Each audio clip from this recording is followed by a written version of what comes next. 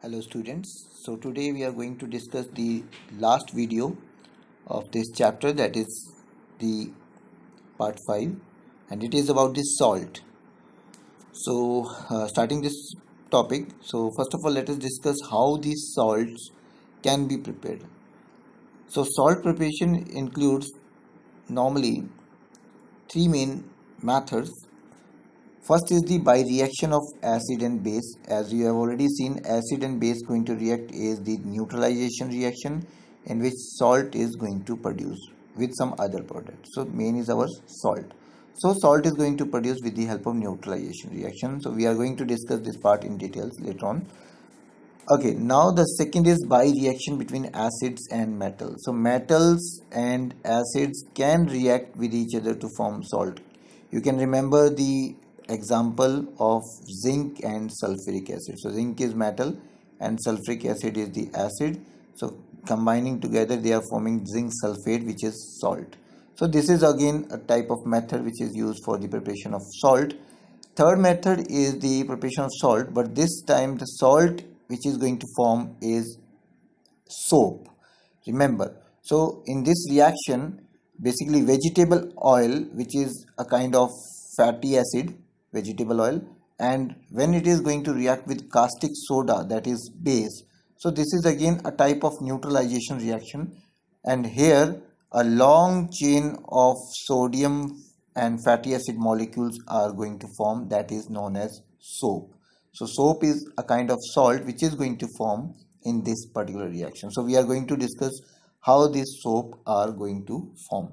So remember, salts are the compound which are going to formed by the replacement of hydrogen of an acid by metal. So remember, in all the three reactions which we have seen here in this slide, like reaction of acid and base, reaction of acid and metal, reaction between fatty acid, that is vegetable oil, and caustic soda, in all this reaction hydrogen of the acid is replaced by the metals. So this is all about the salt preparation.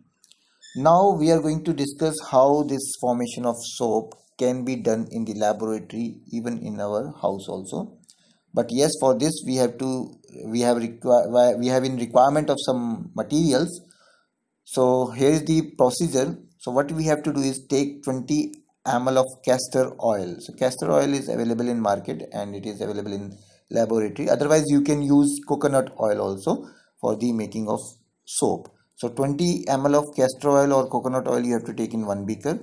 Then in the other beaker what we have to do is dissolving half tablespoon of sodium hydroxide pellets in the 20 ml of water. So we have two beakers and two solution. In one beaker we have oil and in other we have sodium hydroxide. Oil is fatty acid, I already told you. Now we have to mix these content thoroughly and we have to boil it for 10 minutes. And during this stirring is required, mixing is required with the help of glass rod. After this what we have to do is we have to cool it, and remember when we are boiling it, so the reaction which will take place is between oil and sodium hydroxide, and because of this reaction soap and glycerin, these two products are going to form. Now what we have to do is we have to add a 1 tablespoon of table salt, that is sodium chloride, in it, and what it will do, it will help in the segregation of or separate out of the mixture. So the soap will separate out from the glycerin and it will come onto the surface of the solution. So later on by cooling we can separate out the soap pellets basically. So this is how we can synthesize the soap in the laboratory. And yes, we have to be careful during this experiment because sodium hydroxide is very corrosive again.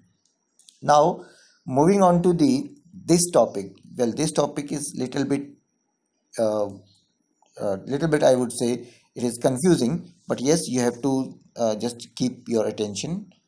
Okay, now the thing is naming of salt, that is nomenclature. That means how we are going to name any salt. So from the first video using the name of many salts like sodium chloride, sodium carbonate, sodium bicarbonate, like this. So how this name is given to particular salt, and not only this, in the there are many chapters in this particular science subject in which you are going to heard about the number of salts like ferrous sulfate, copper sulfate, etc. like this. So how this salt's name is decided basically. Remember, salts are formed by the neutralization reaction in which acid and base are involved. That you have to keep in mind.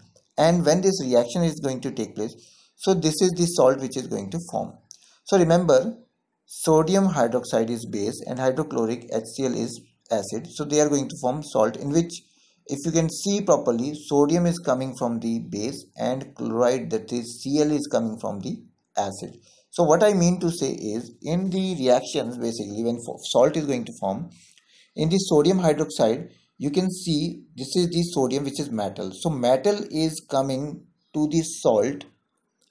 That means this metal is coming to the salt from the base. So this is base and this is giving its metal part, that is sodium, to the salt. Similarly, this is acid which is giving chlorine, that is chloric is chlorine, chlorine is non-metal. So acid is giving non-metal part to the salt. So the nomenclature, in the nomenclature, as you can see, sodium and chloride, sodium part is metal which is coming from base and chloride part is non-metal which is coming from, yes, which is coming from acid. So non-metals are coming from acid. So this is how what is written in here also. So base reactant, that means base reactant, this is going to give the metal part to the salt, and whereas acid reactant is going to give its non-metal part to the salt, like this. Let us do it little bit in detail. So salt name, that is like sodium chloride, is made up of two parts. First part is of metal part, that is sodium, that is metal part, and second part is non-metal, that is chloride, which is non-metal. So remember, in salt first part is metal, second part is non-metal.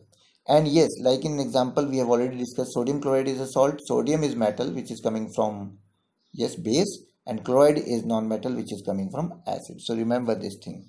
Now this is the example of sodium chloride in which sodium hydroxide and hydrochloric acids have reacted. Now if let us say we are going to change few things.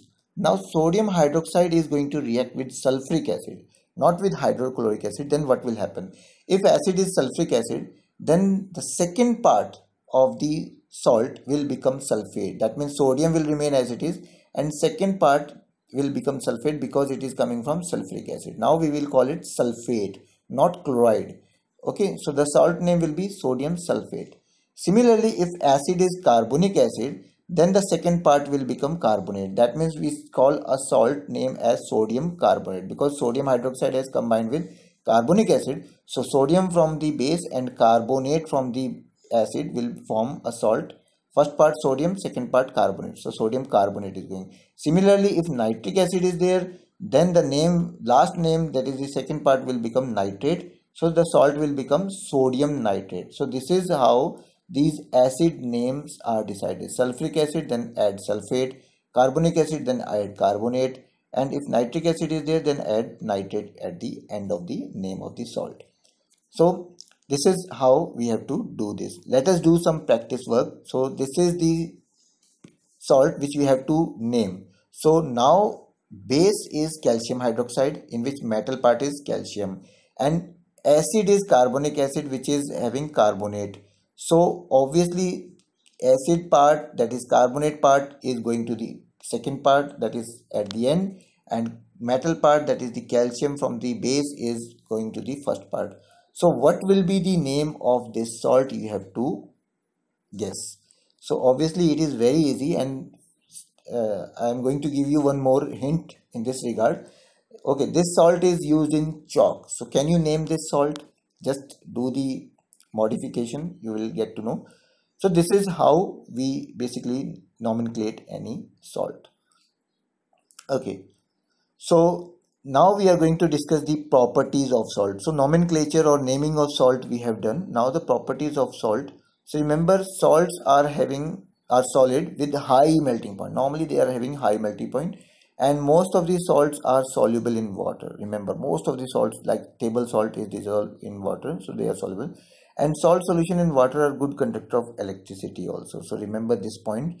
In higher classes we will do some experiment also. So they are of good conductor.